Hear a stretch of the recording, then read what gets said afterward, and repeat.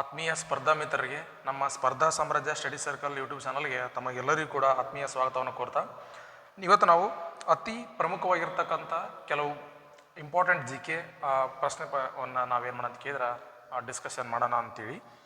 ಈಗ ಇತ್ತೀಚೆಗೆ ಖ್ಯಾತ ಹಿಂದಿ ಬರಹಗಾರರಾಗಿರ್ತಕ್ಕಂಥ ವಿನೋದ್ ಕುಮಾರ್ ಶುಕ್ಲಾ ಅವರಿಗೆ 2024ನೇ ಸಾಲಿನ 59ನೇ ಜ್ಞಾನಪೀಠ ಪ್ರಶಸ್ತಿಯನ್ನು ನೀಡಿ ಗೌರವಿಸಲಾಯಿತು. ಯಾರಿಗಂತ ಕೇಳಿದ್ರೆ ಅದು ವಿನೋದ್ ಕುಮಾರ್ ಶುಕ್ಲಾ ಅಂತೇಳಿ. ಇವರು ಹಿಂದಿ ಭಾಷೆಯ ಖ್ಯಾತ ಬರಹಗಾರರು ಮತ್ತು ಕವಿ ಕೂಡ ಹೌದು. ವಿನೋದ್ ಕುಮಾರ್ ಶುಕ್ಲಾ ಅವರನ್ನು ಶನಿವಾರ ಭಾರತದ ಅತ್ಯುನ್ನತ ಸಾಹಿತ್ಯ ಗೌರವ ಜ್ಞಾನಪೀಠ ಪ್ರಶಸ್ತಿಗೆ ಆಯ್ಕೆ ಮಾಡಲಾಗಿದೆ. ಸಾಹಿತ್ಯ ಪ್ರಶಸ್ತಿಯಲ್ಲಿ ಅತಿ ದೊಡ್ಡ ಪ್ರಶಸ್ತಿ ಅಂತ ಕೇಳಿದ್ರೆ ಅದು ಜ್ಞಾನಪೀಠ ಪ್ರಶಸ್ತಿ. ಶುಕ್ಲಾ ಅವರಿಗೆ 59ನೇ ಜ್ಞಾನಪೀಠ ಪ್ರಶಸ್ತಿ ನೀಡಲಾಯಿತು. ಅವರು ಛತ್ತೀಸ್ಗಢದಿಂದ ಈ ಪ್ರಶಸ್ತಿಯನ್ನು ಪಡೆದ ಮೊದಲ ವ್ಯಕ್ತಿ ಎಂಬ ಹೆಗ್ಗಳಿಕೆ ಪಾತ್ರರಾಗಿದ್ದಾರೆ. Very important. ಇದನ್ನು ಯಾವುದಾದ್ರೂ ಒಂದು ಪ್ರಶ್ನೆಯಲ್ಲಿ ಯಾವುದಾದ್ರೂ ಒಂದು ಎಕ್ಸಾಮಿಗೆ ಕೇಳುವಂಥ ಚಾನ್ಸಸ್ ತುಂಬ ಇದೆ. ಯಾಕಂತ ಕೇಳಿದ್ರೆ ಛತ್ತೀಸ್ಗಢದಿಂದ ಈ ಪ್ರಶಸ್ತಿಯನ್ನು ಪಡೆದ ಮೊದಲ ವ್ಯಕ್ತಿ ಎಂಬ ಹೆಗ್ಗಳಿಕೆಗೆ ಇವರೇನ ಕೇಳಿದ್ರೆ ಪಾತ್ರರಾಗಿದ್ದಾರೆ. ಸ್ಟೇಟ್ಮೆಂಟ್ ವೈಸಲ್ಲಿ ಕೇಳುವಂಥ ಚಾನ್ಸು ತುಂಬ ಇದೆ. 1999ರಲ್ಲಿ ತಮ್ಮ ದೀವರ್ ಮೇ ಏಕ್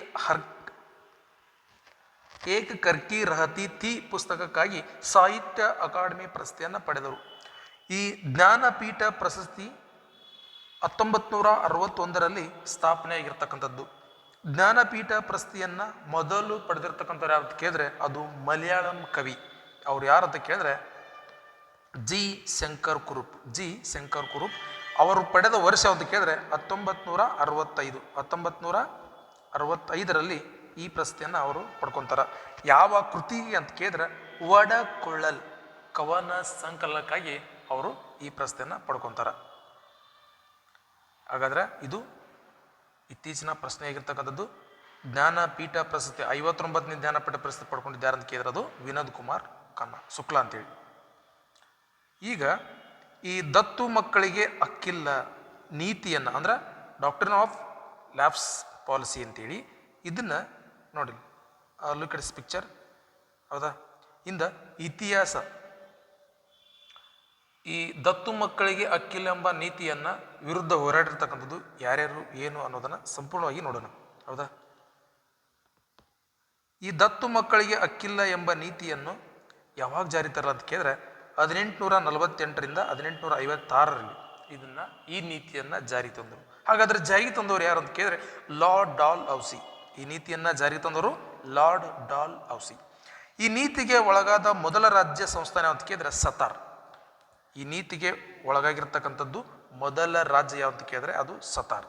ದತ್ತು ಮಕ್ಕಳಿಗೆ ಹಕ್ಕಿಲ್ಲ ಎಂಬ ನೀತಿಗೆ ಒಳಗಾದ ಇತರ ರಾಜ್ಯ ಸಂಸ್ಥಾನಗಳನ್ನು ನಾವೇನು ಮಾಡೋಣ ಒಂದ್ಸಲ ನೋಡೋಣ.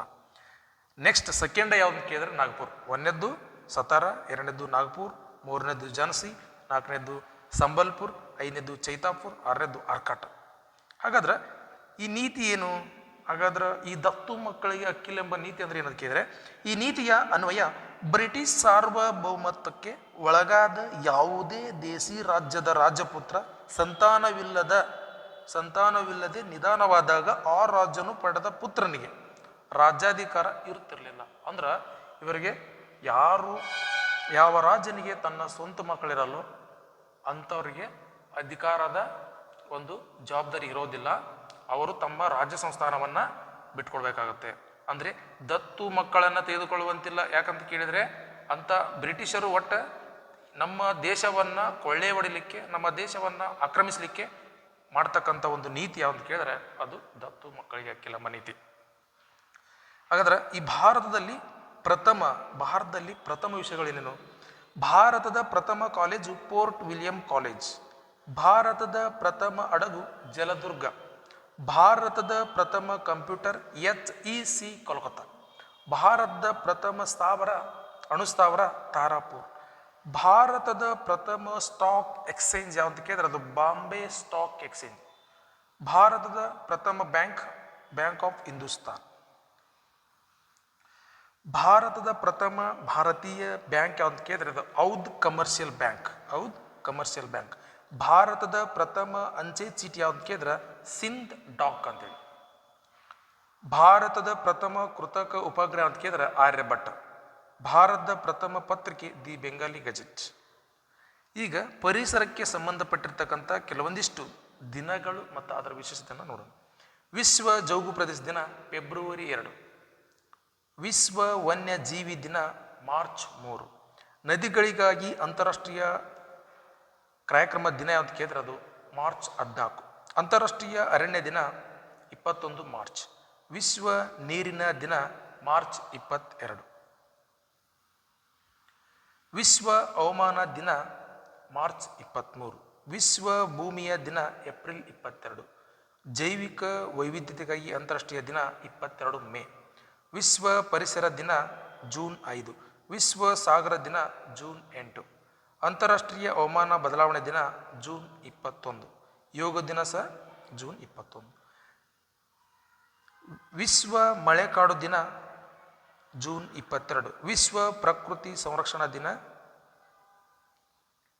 ಜುಲೈ 28. ವಿಶ್ವ ಓಜೋನ್ ದಿನ ಸೆಪ್ಟೆಂಬರ್ 16. ವಿಶ್ವ ಪರಿಸರ ಆರೋಗ್ಯ ದಿನ ಸೆಪ್ಟೆಂಬರ್ 26. ವಿಶ್ವ ನದಿಗಳ ದಿನ ಸೆಪ್ಟೆಂಬರ್ ಕೊನೆಯ ಭಾನುವಾರ. ವಿಶ್ವ ಪ್ರಾಣಿಗಳ ದಿನ ಅಕ್ಟೋಬರ್ 4. ಹವಾಮಾನ ಕ್ರಿಯೆಯ ಅಂತಾರಾಷ್ಟ್ರೀಯ ದಿನ 24 ಅಕ್ಟೋಬರ್. ವಿಶ್ವ ಮೀನುಗಾರಿಕೆ ದಿನ 21 ನವೆಂಬರ್. ವಿಶ್ವ ಮಣ್ಣಿನ ದಿನ ಡಿಸೆಂಬರ್ 5. ಲಾಸ್ಟ್ ಒನ್ ಅಂತಾರಾಷ್ಟ್ರೀಯ ಪರ್ವತ ದಿನ ಡಿಸೆಂಬರ್ 11. ನಿಮಗೆ ನೆನಪಿರಲಿ, ಪರಿಸರ ವಿಜ್ಞಾನಕ್ಕೆ ಸಂಬಂಧಪಟ್ಟಿರ್ತಕ್ಕಂಥ ಪ್ರಶ್ನೆಗಳನ್ನು ಕೇಳುವಾಗ ಕೆಲವೊಂದಿಷ್ಟು ದಿನಗಳನ್ನು ಕೇಳುವುದು ಕೂಡ ಸಹಜವಾಗಿ ಪರೀಕ್ಷೆಗಳಲ್ಲಿ ಕೇಳುವಂಥದ್ದು. ಇದಿಷ್ಟು ಇವತ್ತಿನ ಒಂದು ಇಂಪಾರ್ಟೆಂಟ್ ಆಗಿರ್ತಕ್ಕಂಥ ಟಾಪಿಕ್ಗಳಾಗಿತ್ತು. ನಾಳೆ ಇನ್ನೂ ಹೆಚ್ಚಿನ ಟಾಪಿಕ್ಗಳು ಹಿಂದೆ ನಿಮ್ಮ ಮುಂದೆ ಬಂದು ಚರ್ಚೆ ಮಾಡ್ತೀನಿ ಅಂತ ಹೇಳ್ತಾ, ಇನ್ನೂ ಯಾರು ನಮ್ಮ ಚಾನಲನ್ನು ಸಬ್ಸ್ಕ್ರೈಬ್ ಮಾಡ್ಕೊಂಡಿಲ್ಲ ಸಬ್ಸ್ಕ್ರೈಬ್ ಮಾಡ್ಕೊರಿ, ಶೇರ್ ಮಾಡಿರಿ, ಸಪೋರ್ಟ್ ಮಾಡಿರಿ ಅಂತ ಹೇಳ್ತಾ ಇವತ್ತಿನ ಒಂದು ತರಗತಿಯನ್ನು ಮುಗಿಸೋಣ. ಎಲ್ಲರಿಗೂ ಧನ್ಯವಾದಗಳು.